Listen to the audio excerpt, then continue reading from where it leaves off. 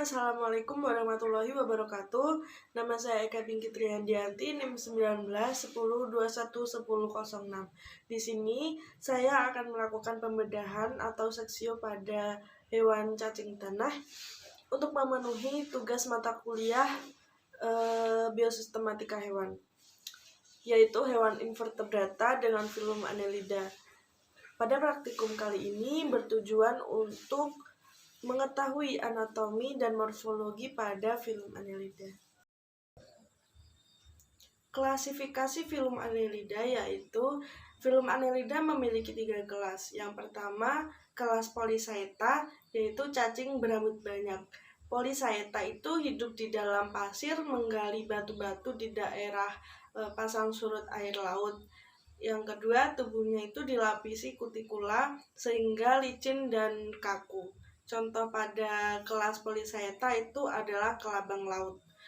Lalu yang kedua yaitu kelas Oligochaeta, yaitu cacing berambut sedikit. Cacing ini mempunyai parapodia dan terdapat beberapa setae pada setiap ruas tubuhnya. Contohnya itu cacing tanah. Selanjutnya yang ketiga yaitu kelas Hirudinae. Cacing ini hidup sebagai ektoparasit pada permukaan tubuh inang. Tubuhnya itu agak pipih, memiliki segmentasi hanya di luar tubuhnya, lalu tidak memiliki rambut, parapodia, dan setae. Contohnya pada kelas Hirudinae itu yaitu lintah. Cacing tanah memiliki klasifikasi, yaitu yang pertama kingdomnya Animalia, filumnya Annelida, kelasnya Slytelata, subkelasnya Oligochaeta, ordonya Haplotacida, familinya Lumbricidae, jenisnya Lumbricus, spesiesnya Lumbricus terrestris. Cacing tanah atau Lumbricus terrestris itu termasuk dalam kelompok hewan invertebrata atau tidak mempunyai tulang belakang. Jadi cacing tanah biasa disebut sebagai hewan lunak. Dan seluruh tubuh cacing tanah itu tersusun atas segmen yang berbentuk cincin sehingga digolongkan ke dalam filum Annelida.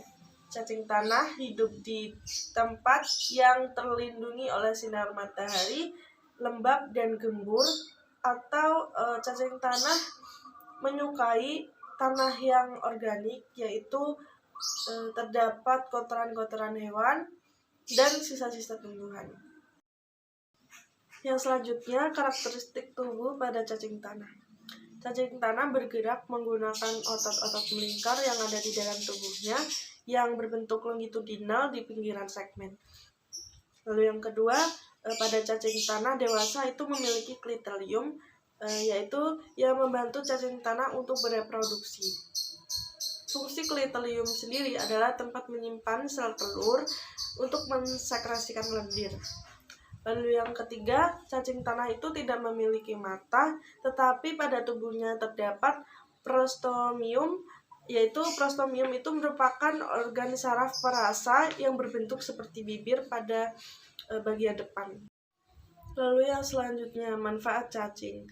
Cacing itu dapat digunakan sebagai antibakteri, antipiteri, menurunkan tekanan darah tinggi, mengobati stroke, tipes, wasir, mah, rematik, paru-paru basah, diare, disentri, dan lain sebagainya. Masih banyak lagi. Yang kedua yaitu meningkatkan kadar nutrisi di dalam tanah, menjaga struktur tanah, meningkatkan kandungan mineral penting di dalam tanah, dan mengurangi lapisan tanah liat. Morfologi dari cacing tanah sendiri yaitu yang pertama prostomium, peristomium, klitelium, dan terdapat segmen serta setae, serta yang terakhir anus. Cacing tanah memiliki gerakan memanjang dan memendek, maju dan mundur, membelok ke kanan dan ke kiri. Hal itu terjadi karena cacing tanah memiliki lapisan otot yang terdiri dari otot sirkular dan otot longitudinal.